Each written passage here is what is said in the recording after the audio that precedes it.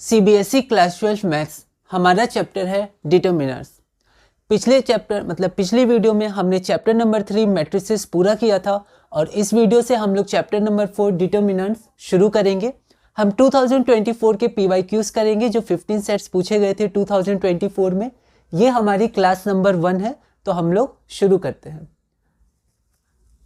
तो हमारे पास जो पहला क्वेश्चन है वो हमारे पास ये डिटर्मिनेंट गिवन है और हमें इसकी वैल्यू निकालनी है। तो यहाँ पर ये सिंपल क्वेश्चन है, बस थोड़ा हमें कैलकुलेशन करना है। इसको हम लोग इवेल्युएट करेंगे, यहाँ पर एक्सपेंड करेंगे, माइनस दिस साइन का हम लोग ध्यान रखेंगे और उसके बाद हम लोग कैलकुलेट कर सकते हैं। तो इसकी वैल्यू आपकी कैंसिल होने के बाद 2 आ जाएगी, जो हमारा ऑप्शन नंबर बी है। अगला क्वेश्चन जो हमारे पास है वो क्वेश्चन अच्छा क्वेश्चन है, उसे हम ध्यान रखेंगे और ध्यान देंगे इस क्वेश्चन पे। ये एसर्शन रीजन टाइप क्वेश्चन है। हमारे पास एसर्शन में ये मैट्रिक्स ए गिवन है, थीटा की वैल्यू 0 से 2 पाई है और रीजन हमारे पास क्या गिवन है, कॉस थीटा हमारा -1 से 1 है। एसर्शन को पूरा एक बार मैं बोल देता हूँ। For matrix A is equal to this where theta is equal to 0 से 2 पाई, डिटर्मिनेंट ऑफ ए हमारा 2 से 4 है, तो इसकी वैल्यू 2 से 4 है और रीजन है cos theta is an element of -1 से 1 फॉर ऑल थीटा 0 से 2 पाई। ये क्वेश्चन को हम लोग सॉल्व करेंगे। पहले हम लोग ये कुछ क्वेश्चंस देख लेते हैं। ये क्वेश्चन हमारे पास है कि हमारे पास ये मैट्रिक्स गिवन है AIJ, मतलब A21, A22, A23, ये हमारा क्या है, कोफैक्टर है और जो स्मॉल a है वो हमारा एलिमेंट है। तो हमें इसकी वैल्यू फाइंड करनी है। तो यहाँ पर एनसीईआरटी में डायरेक्ट गिवन है, इसकी वैल्यू 0 है। मतलब अगर किसी एक रो या एक कॉलम के एलिमेंट्स को हम लोग किसी दूसरे रो या कॉलम के कोफैक्टर से मल्टीप्लाई करके ऐड करते हैं कॉरस्पॉन्डिंग एलिमेंट्स को, तो हमारा आंसर 0 आता है। इसमें मैंने फुल स्टेटमेंट भी लिख दिया एनसीईआरटी की। If elements of a row or column are multiplied with cofactors of any other row or column then their sum is 0। तो अगर हम लोग यहाँ देखें तो A11, A12 और A13 ये क्या है, एलिमेंट्स है। किस रो के हैं, तो first row first column, first row second column, मतलब फर्स्ट रो के एलिमेंट्स हैं A11, A12, A13। अगर हम लोग कोफैक्टर्स की बात करें तो कैपिटल A21, कैपिटल A22 और कैपिटल A23 ये रो नंबर 2 के एलिमेंट्स हैं। तो अगर हम लोग रो नंबर 1 के एलिमेंट्स को रो नंबर 2 के कोफैक्टर से इंटू करें तो आंसर 0 आएगा। तो इसका आंसर हमारा 0 आ जाएगा। लैंग्वेज एक बार हम लोग पीडीएफ में देख लेंगे। अगला क्वेश्चन हम लोग देखते हैं। अगला क्वेश्चन हमारे पास ये डिटर्मिनेंट है, इसकी वैल्यू गिवन है k ABC। हमें k की वैल्यू फाइंड करनी है। तो फिर से हम लोग एक्सपेंड करेंगे, बस साइन में ध्यान रखेंगे। तो इसको इवेल्युएट करने पे हमारा आंसर आ जाएगा 4ABC is equal to KABC। Compare करने पे k की वैल्यू हमारी 4 आ जाएगी। अगला क्वेश्चन हम लोग देखते हैं। Let a is equal to ABCD where adjoint of a is equal to a। मतलब ये हमारे पास ये a दिया है square matrix such that adjoint of a is equal to a, then find the value of a plus b plus c plus d। तो यहाँ से हम लोग क्या करेंगे, एडजॉइंट ऑफ a निकाल लेंगे, इनको इंटरचेंज करके इनका साइन नेगेटिव करके adjoint of A is equal to A, comparing both side. उसके बाद हम लोग ये वैल्यू निकाल लेंगे, पीडीएफ में हम लोग देखेंगे। अब हम लोग क्या करते हैं, अब हम लोग ये देखते हैं ये क्वेश्चन। ओके, तो अगर हम लोग यहाँ क्वेश्चन देखें तो हमारे पास डिटर्मिनेंट ऑफ ए एलिमेंट है 2 से 4 तक। तो हम लोग पहले डिटर्मिनेंट ऑफ ए निकालते हैं। हम लोग क्या करेंगे, बहुत अच्छे से इसको कॉपी करेंगे, ठीक है, ताकि हमारा साइन ना छूटे। तो 1 कॉस थीटा 1, फिर यहाँ पर minus cos theta 1 cos theta और यहाँ पर हमारे पास है -1 माइनस कॉस थीटा और 1। तो ये हुआ। इसको हम लोग अब इवेल्युएट करते हैं, रो 1 से इवेल्युएट कर लेते हैं, ठीक है, एक्सपेंडिंग अलोंग रो 1। तो ये हो गया 1, तो ये रो और ये कॉलम को एलिमिनेट करेंगे तो 1 प्लस कॉस स्क्वायर थीटा, तो ये हो जाएगा 1 प्लस कॉस स्क्वायर थीटा। उसके बाद प्लस माइनस प्लस इनका ध्यान रखेंगे, तो ये हो गया हमारा माइनस कॉस थीटा। इसके रो और कॉलम को एलिमिनेट करने पर माइनस कॉस थीटा और यहाँ पर minus minus plus cos theta, तो ये आपका 0 आ जाएगा। उसके बाद माइनस प्लस माइनस, तो यहाँ पर -1 हो गया।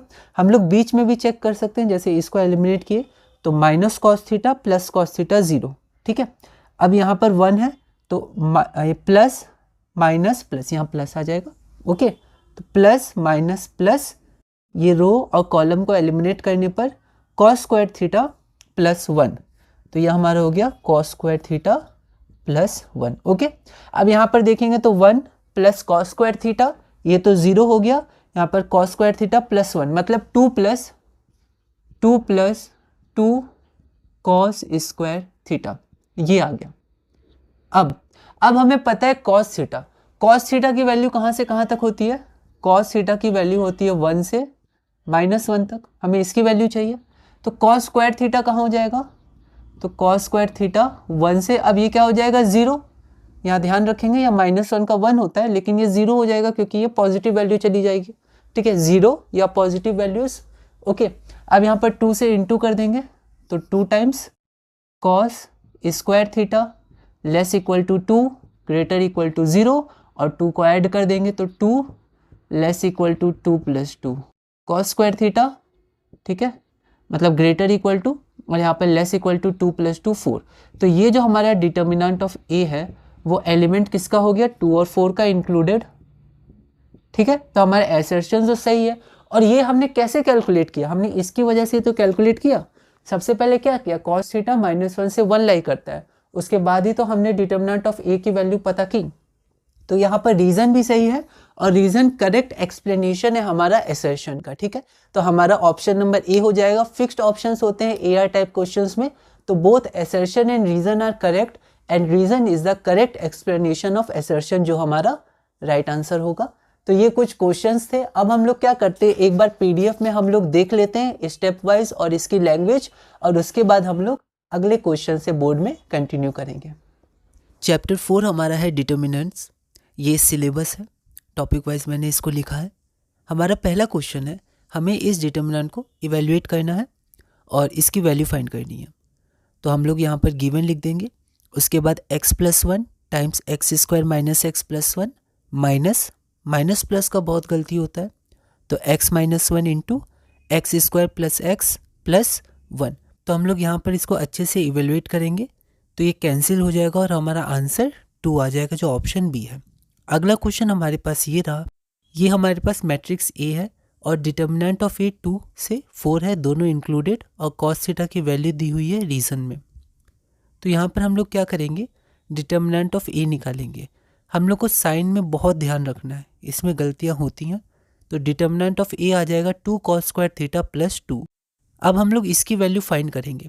तो सबसे पहले हमें पता है जो cos थीटा है वो 1 से -1, फिर cos स्क्वायर थीटा 1 से 0, फिर यहाँ 2 cos स्क्वायर थीटा है तो 2 से 0, और यहाँ पर +2 करेंगे तो 2 से हमारा 4 आ जाएगा। और ये 2 cos स्क्वायर थीटा + 2 हमारा डिटर्मिनेंट ऑफ ए है। तो डिटर्मिनेंट ऑफ ए आ गया 2 से 4, और हमने किसकी मदद से इसको सॉल्व किया?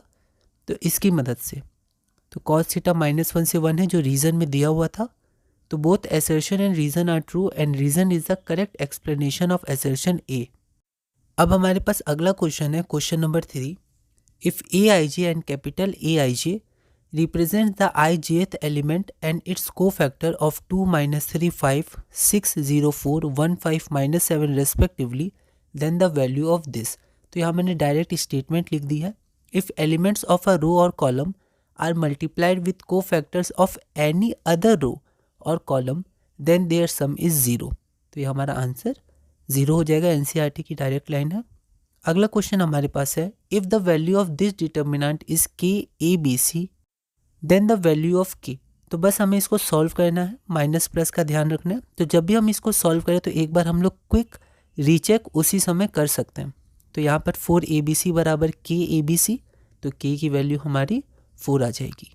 अगला क्वेश्चन है, let a is equal to this matrix be a square matrix such that adjoint of a is equal to a, then a + b + c + d क्या होगा? तो यहाँ हम लोग देखते हैं, a हमारे पास ये है तो एडजॉइंट ऑफ a, इनको इंटरचेंज कर दिया dA और इनकी साइन हमने रिवर्स कर दी तो -b - c।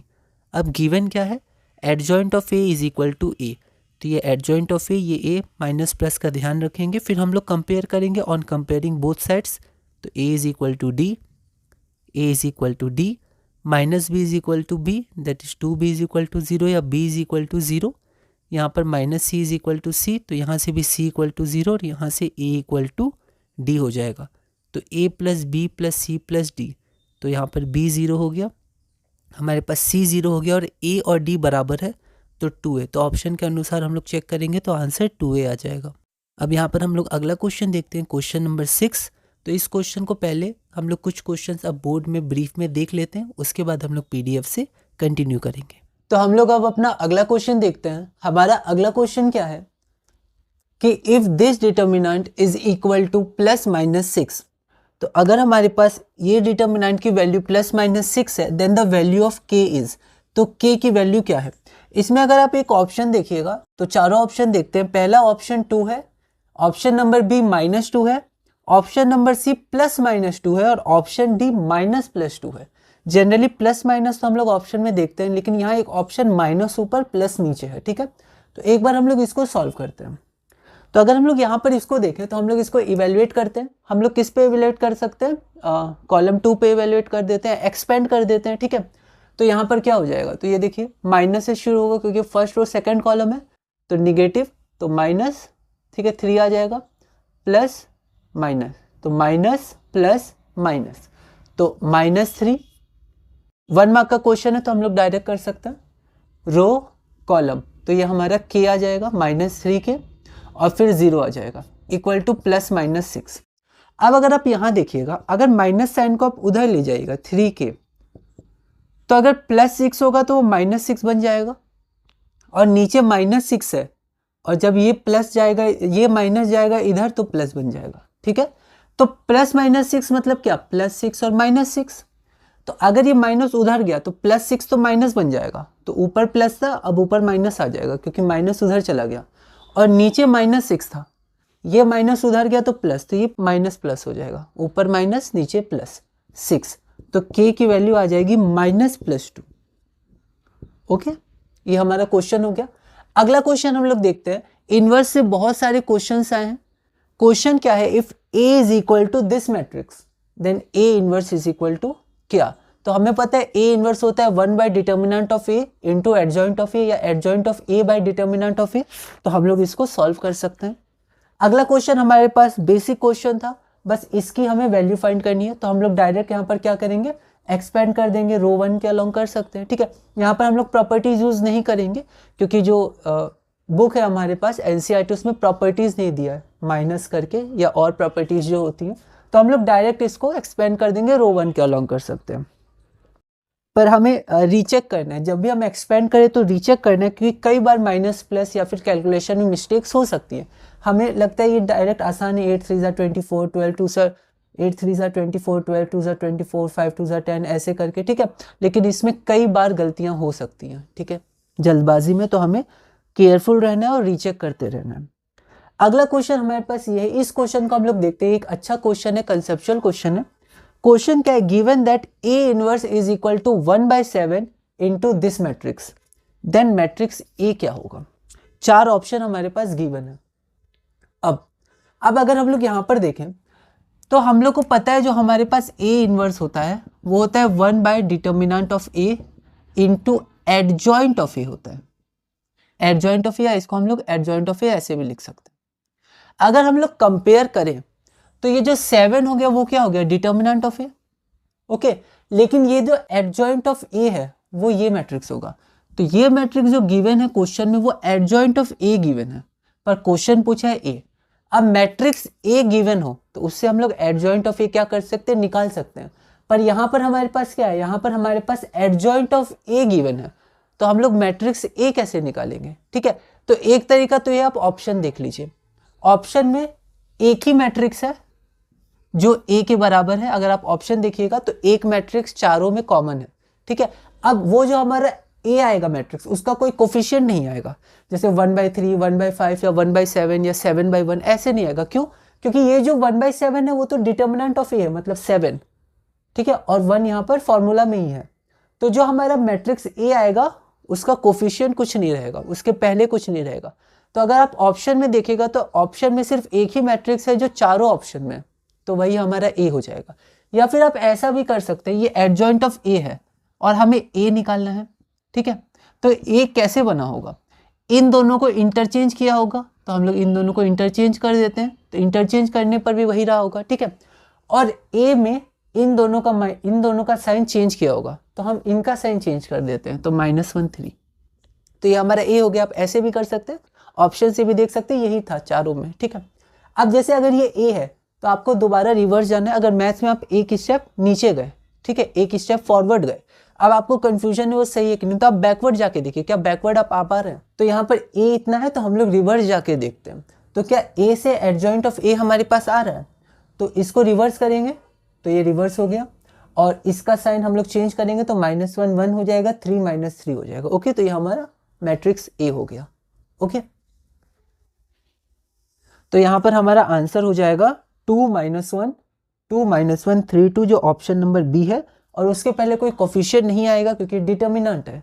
ठीक है, तो ये हमारे पास हो गया। तो फ्रॉम द गिवन ऑप्शन मैंने लिख दिया है।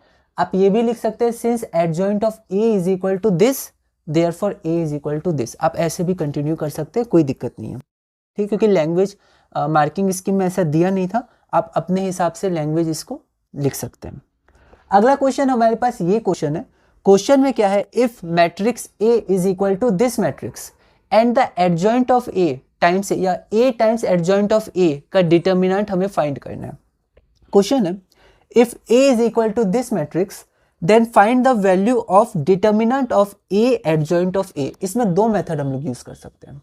ठीक है, जो पहला मेथड है वो पहला मेथड क्या है, पहला मेथड तो सिंपल है, इसका पहले एडजॉइंट ऑफ ए निकालेंगे। ओके, तो यहाँ पर मैंने एडजॉइंट ऑफ ए कैलकुलेट कर लिया।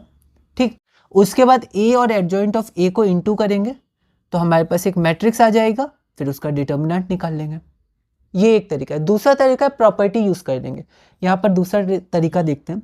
हमें पता है A times adjoint of A, ठीक है, A times adjoint of A, अभी डिटर्मिनेंट नहीं है, A times adjoint of A is equal to determinant of A times I, ये हमें पता है।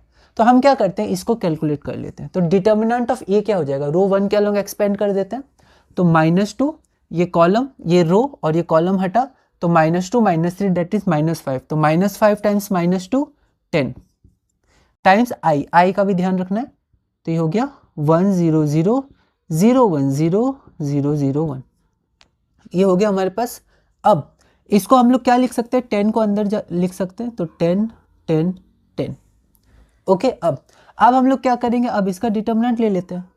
तो इसका अब क्या करते हैं, हम लोग डिटर्मिनेंट ले लेते हैं। तो अब एक्सपेंड कर देते हैं इसको, 10 रो 1 के अलॉन्ग कर देते हैं, तो रो हटा कॉलम हटा, 10 times 10 is equal to 100 and 10 times 100 is equal to 1000। जो हमारा आंसर है इससे भी वही आंसर आएगा। तो आप दोनों में से कोई भी मेथड यूज कर सकते हैं। मैंने मेथड 1 यूज किया, आप 2 भी यूज कर सकते हैं, कोई दिक्कत नहीं है।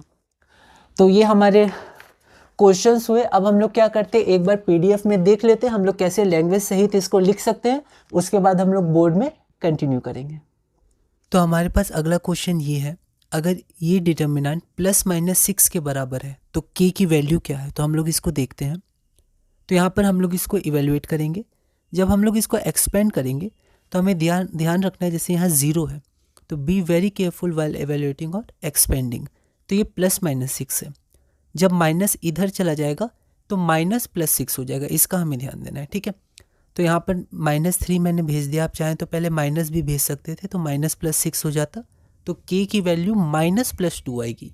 यहाँ पर ऑप्शन में +-2 भी है, तो ऑप्शन नंबर डी हो जाएगा। अब हम लोग आगे चलते हैं।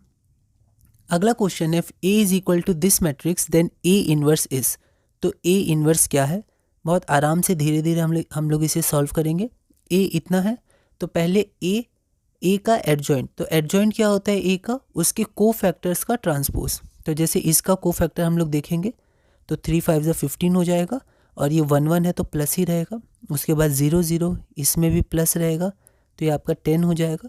तो ऐसे करके हम लोग पहले कोफैक्टर्स निकाल लेंगे, उसकी मैट्रिक्स और उसका ट्रांसपोज, क्योंकि एडजॉइंट ऑफ ए उसका ट्रांसपोज होता है, तो ये आ जाएगा। उसके बाद डिटर्मिनेंट ऑफ ए क्या होगा, तो डिटर्मिनेंट ऑफ ए हमारा हो जाएगा 2 टाइम्स, बस इसका डिटर्मिनेंट निकाल लेंगे, तो 2 × 15 - 0 तो 30। अब ए इनवर्स हमें पता है क्या होता है, 1/डिटर्मिनेंट of A × adjoint of A, तो ऑप्शन नंबर ए हो जाएगा। इसको हम लोग मल्टीप्लाई कर देंगे, तो ऑप्शन नंबर ए। अगला क्वेश्चन है हमारे पास question number 8, find the value of this determinant. तो यहाँ पर बस हमें इसे इवेल्युएट करना है, तो हम लोग इसको एक्सपेंड कर देंगे रो 1। तो जैसे मैंने जब रीचेक किया तो यहाँ गलती थी, तो इसलिए आपको रीचेक करना है। ठीक है, लास्ट में भी आप कर सकते हो, आप इंडिविजुअल स्टेप्स भी कर सकते हैं ना, आप इंडिविजुअल स्टेप ज़रूर करिएगा जब आप इवेल्युएट करिएगा। तो इसको मैंने डेल्टा मान लिया। ठीक है, इसको इवेल्युएट किया तो आंसर 0 आ गया, ऑप्शन नंबर ए। अगला क्वेश्चन हम लोग देखते हैं, question number 9, given that A inverse is equal to this then matrix A क्या होगा। तो यहाँ देखिए कि यहाँ पर हमें पता है ए इनवर्स इतना दिया है और हमें पता है ए इनवर्स होता है 1 by determinant of A adjoint of A. तो अगर कंपेयर करेंगे 1 और 2 को, या फ्रॉम 1 एंड 2 LHS इक्वल है तो RHS इक्वल होगा, तो डिटर्मिनेंट ऑफ ए तो 7 हो जाएगा और ये जो होगा ये मैट्रिक्स एडजॉइंट ऑफ ए है। तो अब एडजॉइंट ऑफ ए है तो जो ए होगा, तो एडजॉइंट ऑफ ए के बगल में आपके पास कोई यहाँ कोफिशिएंट नहीं है, ठीक है। तो जो मैट्रिक्स ए होगा उसके बगल में भी आपका कोई कोफिशिएंट नहीं होगा, क्योंकि इसे डायरेक्ट आप मैट्रिक्स ए निकाल सकते हैं। अगर आप ऑप्शन से भी देखें तो ऑप्शन में सिर्फ बी एक ऐसा है जिसमें कोई भी आपके पास डिटर्मिनेंट मतलब यहाँ पर कोफिशिएंट नहीं है, ठीक है, क्योंकि यहाँ पर ये सिंपल टर्म्स हैं, तो इसमें ऐसा नहीं कुछ आप बाहर निकलेगा कॉमन या फिर अंदर मल्टीप्लाई होगा, डायरेक्ट कोई कोफिशिएंट नहीं रहेगा, ठीक है। तो आप देख सकते हैं हर जगह आपके पास 2 - 1 3 2 2 - 1 3 2 2 - 1 3 2 है, तो आंसर हमारा बी हो जाएगा। एक तरीका और है, तो आप इसको क्या कर सकते हैं, एडजॉइंट ऑफ ए पता है तो यहाँ से हम लोग ए निकाल सकते हैं, इनको इंटरचेंज कर देंगे और इनके साइंस को रिवर्स कर देंगे, फिर ए से ए एडजॉइंट आप देख लीजिएगा सही आएगा, ठीक है। तो ऐसे भी लिख सकते हैं, या फिर आप लिख सकते हैं since adjoint of A is इतना therefore A is equal to इतना, ऑप्शन नंबर बी, ठीक है। अगला क्वेश्चन हमारे पास ये रहा, तो यहाँ पर हमारे पास एक मैट्रिक्स गिवन है और पूछा गया है ए इंटू एडजॉइंट, मतलब ए और एडजॉइंट ऑफ ए इनका डिटर्मिनेंट क्या है, इनके प्रोडक्ट का, ठीक है। तो हम लोग इसको देखते हैं, यहाँ पर दो मेथड हम लोग यूज़ कर सकते हैं। मेथड 2 में हम लोग क्या कर सकते हैं कि ए adjoint of A determinant of A times आई होता है, तो डिटर्मिनेंट ऑफ ए निकाल के आई से मल्टीप्लाई कर देंगे और फिर हम इसका मॉड ले लेंगे। ये ज़्यादा आसान तरीका है, आप इससे कर सकते हैं, हमने बोर्ड में डिस्कस किया। एक तरीका और क्या है, गिवन हमारे पास ये है तो हम लोग क्या करेंगे, एडजॉइंट ऑफ ए निकालेंगे। तो एडजॉइंट ऑफ ए हम लोग ट्रांसपोज निकालेंगे कोफैक्टर्स का, तो ये एडजॉइंट ऑफ ए आ जाएगा और उसके बाद ए टाइम्स एडजॉइंट ऑफ ए दोनों को मल्टीप्लाई करेंगे। थोड़ा इसमें केयरफुल रहना है, मैट्रिक्स मल्टीप्लिकेशन में ये आ जाएगा, फिर इसका डिटर्मिनेंट निकालेंगे तो 1000 आ जाएगा, ओके। अगर हम लोग देखें तो ये हमारे पास 1 मार्क्स का ही है, तो आप मेथड 2 से ही जाइएगा, ओके। अगला क्वेश्चन हमारे पास है क्वेश्चन नंबर 11। तो एक बार अब हम लोग कुछ क्वेश्चंस बोर्ड पर डिस्कस कर लेते हैं, फिर हम लोग PDF से कंटिन्यू करेंगे। तो अब हम लोग आगे बढ़ते हैं, अब हम लोग अपना अगला क्वेश्चन देखते हैं। अगला क्वेश्चन हमारे पास क्या है, if A is equal to this matrix and Cij, small cij is the cofactor of the element small aij, then the value of A21 times C11 plus A22 times C12 plus A23 times C13 क्या होगा। तो ऐसा question पहले भी आ चुका है, हमने देखा है। यहाँ पर इसका आंसर 0 हो जाएगा। ऐसा क्यों? क्योंकि ये हमारे पास क्या है, एलिमेंट है किसका, रो 2 का। रो 2 के एलिमेंट्स है A21, A22 और A23, और जो C है वो कोफैक्टर है, लेकिन ये कोफैक्टर किसका है, तो ये रो 1 का है। C11, C12 first row second column, C13 first row third column. तो सेकंड रो के एलिमेंट्स लेकिन फर्स्ट रो के कोफैक्टर्स, उनका हमारे पास कॉरेस्पॉन्डिंग प्रोडक्ट का सम कितना है, तो वो 0, हमेशा 0 होता है, ठीक है। Elements of any one row and the cofactors of any other row या कॉलम, ठीक है। तो ये मैंने स्टेटमेंट लिख दिया है, हमारा आंसर 0 हो जाएगा। अगला क्वेश्चन हम लोग देखते हैं, if A is a square matrix of order 3, यहां पर हमारे पास है if A is a square matrix of order 3 such that the value of determinant of adjoint of A is equal to 8, then determinant of A transpose क्या है। तो इसका direct हमारे पास फॉर्मूला है, तो डिटर्मिनेंट ऑफ A हम लोग निकाल सकते हैं। डिटर्मिनेंट ऑफ A हमारे पास कितना हो जाएगा, तो यहाँ पर हम लोग इसको देख लेते हैं। तो यहाँ पर हम लोग अगर देखेंगे तो एडजॉइंट ऑफ A बराबर क्या होता है, डिटर्मिनेंट ऑफ A n-1, जहाँ पर n हमारे पास ऑर्डर होता है। तो ऑर्डर 3 है, तो ये हो गया 3 - 1 दैट इज 2। तो यहाँ पर हमारे पास determinant of adjoint of A कितना हो गया, डिटर्मिनेंट ऑफ A का स्क्वायर, क्योंकि n-1 होता है, n ऑर्डर होता है, तो 3 - 1 2। तो यहाँ से हम लोग डिटर्मिनेंट ऑफ A लिख सकते हैं। ये हमारे पास 8 है, तो 8 का स्क्वायर रूट हो जाएगा। 8 का स्क्वायर रूट होता है 2√2, ठीक है। अब डिटर्मिनेंट ऑफ A और डिटर्मिनेंट ऑफ A ट्रांसपोज ये सेम होता है, ये हमें ध्यान रखना है। तो यहाँ पर डिटर्मिनेंट ऑफ A या हम कहें डिटर्मिनेंट ऑफ A ट्रांसपोज जो हमें निकालना है, उसका आंसर कितना हो जाएगा, 2√2 हो जाएगा। तो अब हम लोग अपना अगला क्वेश्चन देखते हैं। अगला क्वेश्चन हमारे पास है, if inverse of this matrix if inverse of this matrix is this matrix, मतलब आपको मैट्रिक्स भी दिया है, उसका इनवर्स भी दिया है। मान लिया ये मैट्रिक्स ए है तो इसका इनवर्स ए इनवर्स ये मैट्रिक्स हो गया। Then the value of lambda is, तो लेमडा की वैल्यू क्या है? तो यहाँ पर देखिए हम लोग क्या कर सकते हैं, दो मेथड यूज कर सकते हैं। पहला मेथड क्या है, इसका हम लोग इनवर्स निकाल लेते हैं। तो इसका इनवर्स क्या होगा, 1 by determinant of A into adjoint of A. Adjoint of A ऐसे क्वेश्चन हमने बहुत किए हैं PYQs में, जनरल क्वेश्चन है। तो इसका हम लोग डिटर्मिनेंट निकाल लेंगे, एडजॉइंट निकाल लेंगे, तो यहाँ से हम लोग को एक ए इनवर्स की वैल्यू मिल जाएगी। और फिर हम लोग ए इनवर्स की वैल्यू जो दी है उससे कंपेयर कर लेंगे तो लेमडा की वैल्यू मिल जाएगी। मैंने ये मेथड यूज किया। एक मेथड और क्या है कि अगर आपको इनवर्स दिया ही है और वो मैट्रिक्स भी आपको पता है तो आप डायरेक्ट ये कर सकते हैं A times A inverse equal to I, है ना। ये होता है, दोनों का प्रोडक्ट आई के बराबर हो जाएगा।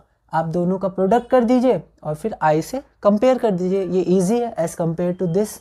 मैंने ये मेथड यूज़ किया, आप ये मेथड भी यूज़ कर सकते हैं, ठीक है। तो दोनों मेथड है यहाँ पर, तो मैंने वो मेथड यूज़ किया है, उसमें आपको दोनों ही मेथड में आपको प्रोडक्ट है, ठीक है। यहाँ भी आपको प्रोडक्ट है तो यहाँ पर आपको कैलकुलेशन में ध्यान देना है। और यहाँ पर ए इनवर्स है तो एडजॉइंट ऑफ ए निकालते वक्त आपको थोड़ा ध्यान रखना है, ठीक है। तो ये मेथड है, आप किसी से भी बना सकते हैं। अगला क्वेश्चन हम लोग देखते हैं। If A is a square matrix of order 2, अगर ए हमारे पास स्क्वायर मैट्रिक्स है ऑर्डर 2 का और determinant of A is equal to -2, है ना। इसको हम लोग मॉड नहीं पढ़ेंगे क्योंकि मॉड का वैल्यू पॉजिटिव होता है। ये हमारा डिटर्मिनेंट ऑफ ए है, तो determinant of A is equal to -2, then find the value of 5 times A transpose का डिटर्मिनेंट। तो यहाँ पर हमारे पास 5 ए ट्रांसपोज का डिटर्मिनेंट की वैल्यू हमें निकालनी है। तो सबसे पहले हम क्या करेंगे, प्रॉपर्टी यूज करेंगे। पहले 5a के डिटर्मिनेंट की वैल्यू हम लोग फाइंड करेंगे। तो हमें पता है कि ka, इसका डिटर्मिनेंट अगर हमें निकालना है तो ये होता है k to the power n determinant of a। यहाँ पर k की वैल्यू 5 है और n की वैल्यू 2 है, ऑर्डर होता है n, तो 25 डिटर्मिनेंट ऑफ a -2। तो determinant of 5a is equal to -50 हो जाएगा। और a है तो यहाँ a ट्रांसपोज का भी यही डिटर्मिनेंट होगा। तो 5 टाइम्स ए ट्रांसपोज का determinant is equal to -50 which is our required answer. कैसे लिखना है, क्या स्टेप्स है, वो मैंने PDF में लिखा है, आप मॉडिफाई करके भी इनको लिख सकते हैं, ठीक है। अब हम लोग लास्ट क्वेश्चन देखते हैं इस क्लास का। और भी क्वेश्चंस हैं जो हम लोग क्लास नंबर 2 में कंटिन्यू करेंगे। क्वेश्चन क्या है, if A is equal to this matrix and it is invertible. Question है for the matrix A to be invertible the value of lambda. Lambda की वैल्यू निकालनी है। ऑप्शन है 0, option B 10, option C r-10 या option D r-10। तो यहाँ पर हम लोग देखते हैं कि अगर ये मैट्रिक्स इन्वर्टिबल है तो हमें एक इक्वेशन चाहिए, पर यहाँ पर इन इक्वेशन भी हम लोग यूज कर सकते हैं, इक्वेशन या इन इक्वेशन। अगर ये मैट्रिक्स इन्वर्टिबल है, मैट्रिक्स ए, तो डिटर्मिनेंट ऑफ ए हमारा 0 नहीं होना चाहिए। ऐसा क्यों? ऐसा इसलिए क्योंकि ए इनवर्स होता है हमारा 1 बाय डिटर्मिनेंट ऑफ ए और न्यूमरेटर में एडजॉइंट ऑफ ए। तो डिनोमिनेटर 0 के बराबर नहीं होना चाहिए। तो जो हमारा डिनोमिनेटर है डिटर्मिनेंट ऑफ ए वो 0 नहीं होना चाहिए। तो अगर ये 0 नहीं होगा तो इसको इवेल्युएट करते हैं, रो 1 के अलॉन्ग कर देते हैं। तो 2 ध्यान से करेंगे, गलतियां हो सकती हैं इसमें। प्लस है, प्लस माइनस प्लस, तो ये कॉलम ये रो हटा। 2 टाइम्स 3 इज इक्वल टू 6 और ये तो 0 हो जाएगा। फिर प्लस माइनस, तो माइनस माइनस प्लस 1, ये रो ये कॉलम हटा। तो यहाँ पर 3 लैम्डा, तो ये 3 लैम्डा हो जाएगा। और फिर प्लस माइनस प्लस, तो प्लस 1, और यहाँ पर रो और कॉलम हटा तो -2 लैम्डा -2, तो -2 lambda -2 is not equal to 0। Okay, अब यहाँ देखिए 6 2s are 12 और यहाँ -2 तो 10 हो गया, तो प्लस 10 हो गया। और यहाँ पर 3 लैम्डा -2 तो lambda plus 10 not equal to 0। तो हम कह सकते हैं यहाँ से जो हमारा लैम्डा है, लैम्डा नॉट इक्वल टू -10। तो यहाँ देखिए लैम्डा हमारा -10 के बराबर नहीं है, मतलब लैम्डा की कोई भी वैल्यूज हो सकती है लेकिन वो -10 नहीं होगी। तो हमारा हो जाएगा आंसर r -10। ठीक है, एक बार हम लोग आंसर देख लेते हैं। तो हमारा आंसर है r -10, जो हमारा ऑप्शन नंबर डी है। ठीक है, तो यहाँ -10 हमें लिखना है अच्छे से, इसको हम लोग छोड़ना नहीं है। तो r -10 नहीं है, r -10 है, ऑप्शन नंबर डी। ठीक है, तो इसी के साथ हम लोग अपनी ये क्लास पूरी करते हैं। अब हम लोग एक बार पीडीएफ में देखेंगे कि पीडीएफ में हम लोग कैसे लैंग्वेज लिख सकते हैं, बोर्ड के लिए बहुत इंपॉर्टेंट है। तो आप ऐसे प्रैक्टिस करिएगा, धीरे धीरे अपने नोट्स मॉडिफाई करिएगा ना, थोड़ा थोड़ा करके आगे बढ़िएगा, है ना। और अगर मान लीजिए कुछ चीज़ नहीं समझ में आ रही, कुछ टेक्निकल है, ठीक है, तो आप उनको बाद में कर सकते हैं, क्योंकि और भी चैप्टर्स है, और भी टॉपिक्स है। आप अपनी स्ट्रेटजी बनाइए और धीरे धीरे आगे बढ़िए। आप सबको ऑल द बेस्ट अपने एग्जाम्स के लिए। क्लास नंबर 1 हमारा यहीं पर पूरा होता है। अगली क्लास नंबर 2 में हम लोग लास्ट क्लास करेंगे डिटर्मिनेंट्स का, और उसके बाद हम लोग अपने अगले चैप्टर कंटिन्यूटी और डिफरेंशिएबिलिटी की तरफ आगे बढ़ेंगे और धीरे धीरे ऐसे ही मैथ्स 2024 PYQs पूरा करेंगे। तो अब हम लोग पीडीएफ देखते हैं और अगली क्लास में क्लास नंबर 2 कंटिन्यू करेंगे। हमारा अगला क्वेश्चन है, if A small a i जे से रिप्रेजेंट किए गए इनके एलिमेंट, तो ये ए मैट्रिक्स है, and small a i j क्या है, cofactor of the elements small a i j then the value of this. तो ऐसा क्वेश्चन पहले भी हमने देखा था, तो यहाँ पर फिर से मैंने एनसीईआरटी की लाइन लिख दी, हमारा आंसर 0 हो जाएगा। अगला question, if A is a square matrix of order 3 मतलब n is equal to 3 such that the value of determinant of adjoint of A is equal to 8 then the value of determinant of A transpose क्या होगा।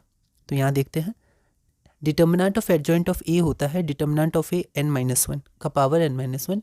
ये सब आप chart बना सकते हैं, device कर सकते हैं। तो इसकी वैल्यू 8 दी है, n की वैल्यू 3 दी है, तो determinant of A 3-1 that is determinant of A का स्क्वायर उधर जाएगा तो √8 2√2, और डिटर्मिनेंट ऑफ ए आपका डिटर्मिनेंट ऑफ ए ट्रांसपोज के बराबर होता है, तो आंसर हो जाएगा 2√2। आप यहाँ पर ऑप्शन भी लिख दीजिएगा।